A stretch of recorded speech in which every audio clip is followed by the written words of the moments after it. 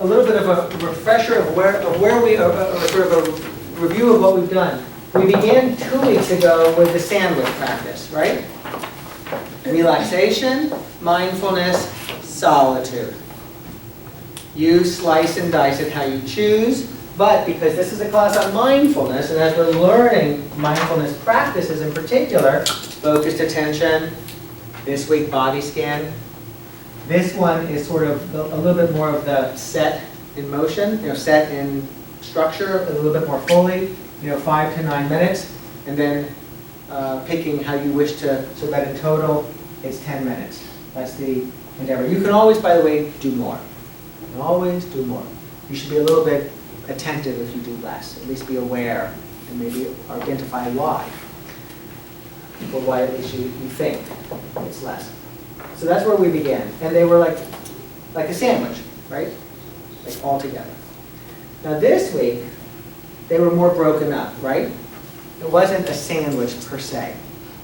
Now I said in the video I did for you all, and I think on the web page, you can do it like a sandwich. So you could bring these together and just do the exact same thing. But you could also have where some of you did, I was talking with one of you yesterday, like I sat at the lake, looking out at the lake.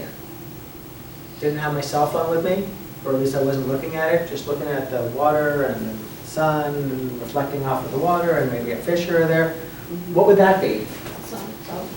Solitude. What else might that be? Relaxation.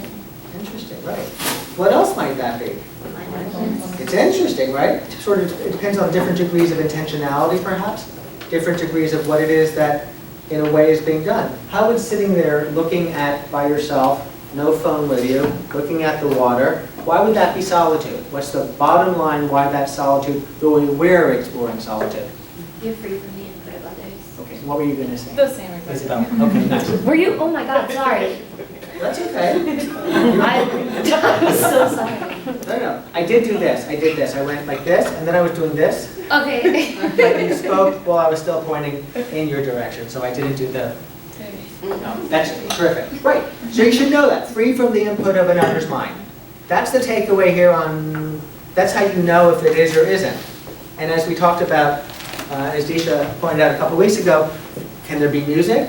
It's like, well, technically it's the input of another's mind, but it's not like we're ever going to be totally free from the input of another's mind. Even the thoughts we have could technically be, historically, the input of another's mind, though we will regard that as our own input.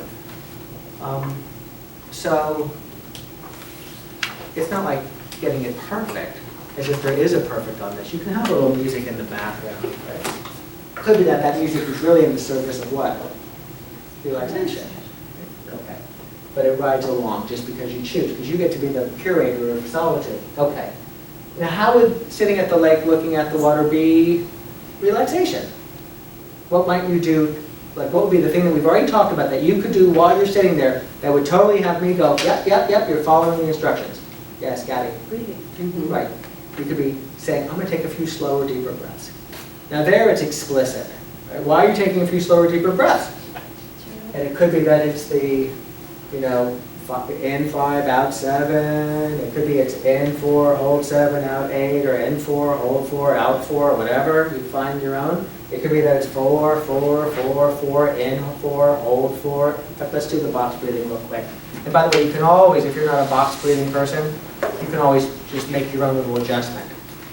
So this is in the service of relaxation, what we're doing. Of course, there's always more that it could be in the service of, but I'm saying these words, you're listening to my words, you're being fed the input of at least my mind, so it's probably not solitude.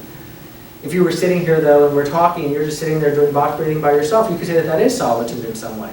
Right? So you can be with other people in solitude, in an affirming way, not the alone together kind of disturbing sense of it today. So we'll breathe, this will be 4. So breathing in, 2, 3, 4, hold, 2, 3, 4, exhale, 2, 3, 4, do it one more time, hold, 2, 3, 4, inhale, 2, 3, 4, hold, 2, 3, 4, exhale, 2, 3, 4, hold, 2, 3, 4, and we revert to natural breathing.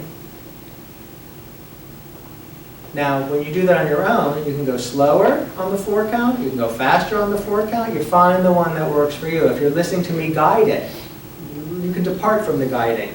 I get it, Scott. And it might be helpful to be having somebody lead, right? It's easier to follow in some ways. And it could also be that that's too slow or that's too fast. And you make the adjustment yourself even when it comes to the box breathing. Okay, so now how would sitting at the lake looking out be mindfulness-y? Mindfulness-y. Especially if you haven't spoken yet. Yeah. Be looking at the lake and focus on your breathing. Okay, so if you look at the lake and you're focusing on your breath, then what kind of practice are you sort of doing? Which one? Focus attention. Okay, that's important. Remember, focus attention. And then what might happen with your mind a few moments later? Wonder. Good. And if you're doing the focus attention practice on purpose? You be aware of it and go back to the breath. Okay. So there you have it, where you could be sitting at the lake for 10 minutes. You could be taking a few slower, deeper breaths, which is how many mindfulness practices begin anyway. Then you can be sitting with a, in this case, focused attention orientation. There's other orientations that we'll learn. You'll learn open monitoring, which is a little bit less rigid. Do that for a certain period of time, and then close with what? How might you close? Think about what you could do and sort of follow this solitude instruction. What could you do? You just spend a minute with a slower, deeper breath. You then spend 6 minutes tending to the breath. You could be looking at the water or whatever you'd like, and when your mind wanders, you come back to your breath, focus attention, and then you go, I got 2 more minutes left, or 3 more minutes left. What might you do that would hit the solitude? Let's come up with ideas. There's 24 different possibilities at least. Yes, Danielle. I guess an idea, but also a question, if that's okay. Is prayer solitude? Why don't you answer the question first? I think it is.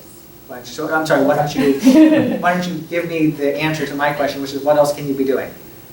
Like maybe prayer. Wonderful. Great. That's right. Now, it's an interesting question, whether it adheres rigidly to the definition, but the answer is absolutely. Absolutely. What else? Yes? Being stretch, Stretch, right. And there you're bringing a little bit of what into the solitude? relaxation. Very nice. And if you're aware of the sensations of the stretch, the tension in your shoulders, the relaxing, what are you bringing into that? A little bit of, right, okay? Good, very, very nice. What else might you do that's the solitude piece, Emily? Gratitude. Gratitude. Close with a few moments of gratitude. And we'll explore that as a practice. But the shorthand version would be, what am I grateful for? Right? And then bring people to mind. How might you do a gratitude practice at the end? Thanks to my family, my friends, my breath, my body. Okay. You want to do a walk. Very nice. What else can you have as the kind of solitude? Forgiveness. Right, to offer forgiveness in a way that, because there you are by yourself. People walking around, but this is your internal. Now, if you're listening to a forgiveness practice tape, it has its moments, but that's not what we're endeavoring to do here. We're endeavoring to be free from these. Because if you're reaching it for that, you're also more likely to be reaching for a lot of other stuff. So in some ways we're saying, I don't need to have a device around me. Right? We're sort of unlearning something that's already fundamental to who we are anyway. What else might we do as solitude? Yes? I doodled. Doodle! Excellent. Excellent. What else might we do as solitude? Just sitting in your thoughts and just thinking about what to do. Or Just sitting with your thoughts, thinking about what you want to do or whatever. Absolutely. What else, Diana? Writing in a journal? Writing in a journal. Journaling. What else? Especially if you haven't spoken. I mean, let's have 23 ideas. What else can you do as the solitude piece? Yeah. Draw. Draw. To draw. In fact, next week, you'll all be given a box of crayons. How many colors do you want in your box? You're only getting 8. Go for a walk. You can say, I'm going to get up and I'm going to go for a walk. Brilliant. And might that also be very nice? And if you're doing like we did, like Maren starts us off with, and you're focusing your attention on the sensations of your feet, and when your mind does what? And you realize that you then you're also, while you're walking and relaxing in solitude, are practicing mindfulness. Very nice. Very nice. What else would be the solitude piece? Yes. Maybe listen to music without words. Listen to music without words. Okay, so if you're listening to, so this would be, let's call that mindfulness, let's call that solitude-ish, Okay. right? It's the input of another's mind. Some artist created that music in some form or another, or some, in today's world, machine did. I would say yes, let that be okay. Let that be like, yes, do that. Say, I now close listening to some music. You might want to say, I'm going to close listening to, I'm going to imagine that song, right? Because there's something about your mind engaging in and processing its own input. That's part of what's being considered here. And if it's coming from here, there's a processing of the input, but it's not being generated from within. So the answer is yes. When I say do some solitude practice, write down what you did. If you say, I listened to music and I love the way you said that, Will, like not very complicated, not a whole lot to listen to, not a whole lot to be thinking about, cogitating around, yes. And just to know the slight sliver of Input.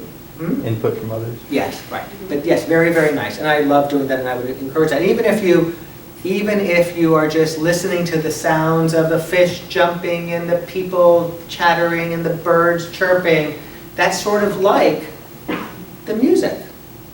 So it's not like there's some pure form of this, right? They would be, to me, the same. It's sounds coming from outside, so to speak, right? But it's sort of like that device piece, that listening, that having the device be that's the other little sliver of this, that's separate and apart from solitude. Very, very nice. But yes, absolutely. Yes, what else? Driving without music? Driving without music. So you just get in the car and drive, and very, very nice. What else? Yes. What else? Crying. Crying. Yes. So sad. Yes, absolutely. Yeah, I love that.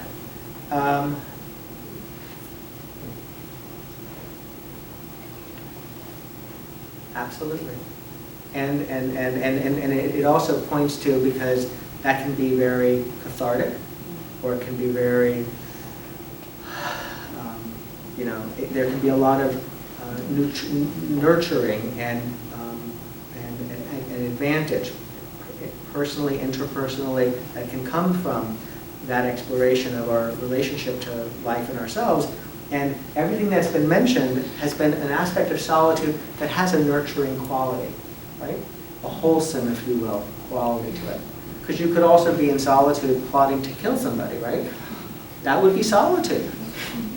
So we're interested in formulations of it that are, and I'm not going to judge, who knows what that backstory would be for that, what I just said, but we're looking for ways of sort of being with ourselves in a way that is useful, right?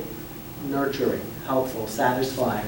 And most everything that was mentioned, like take Will's and listen to music, that would be a little bit what? Relaxing. And then if you're noticing, for example, you might even have where you listen to music and it has you feel a certain emotional state, could even bring you to tears, for example, and you're paying attention, what would that be? That would be being mindful. Okay, very nice. Anybody else? Just sort of stay to, yes, Corinne.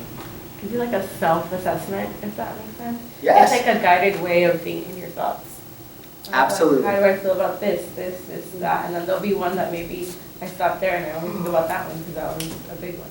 Yes, and there you can bring mindfulness to that, though it could be sort of separate and apart from it. And it could have a relaxing quality by going through that, or it could actually be agitating And you in think some about the ways. bar? Thinking about the Right, bar. but yes, to use that as a time for self-reflection in the ways that one finds constructive, absolutely.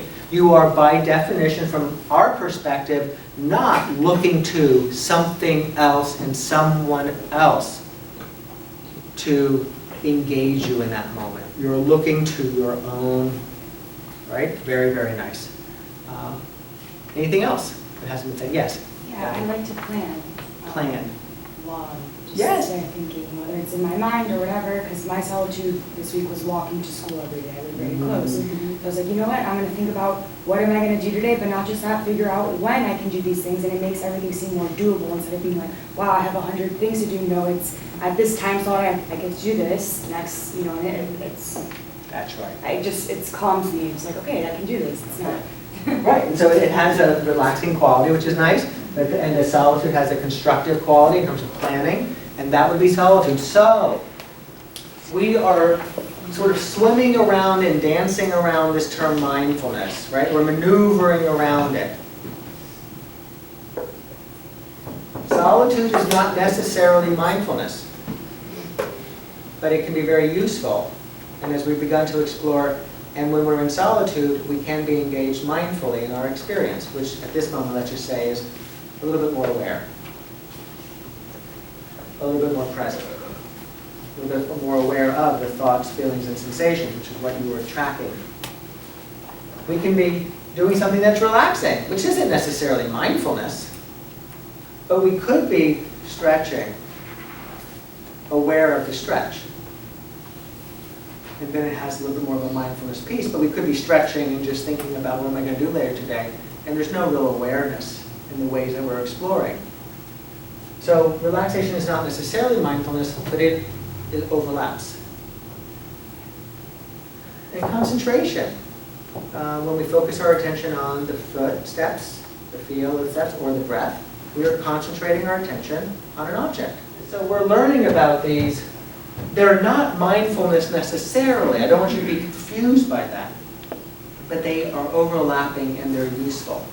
So this week it was maybe you brought them together.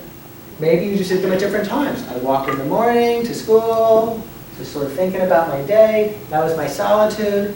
Then later in the day, I did a little relaxation. Then later in the day, I listened to the guided practice, or this was meant to say they can be together in sort of a constructive sort of packaging. They can also be completely separate.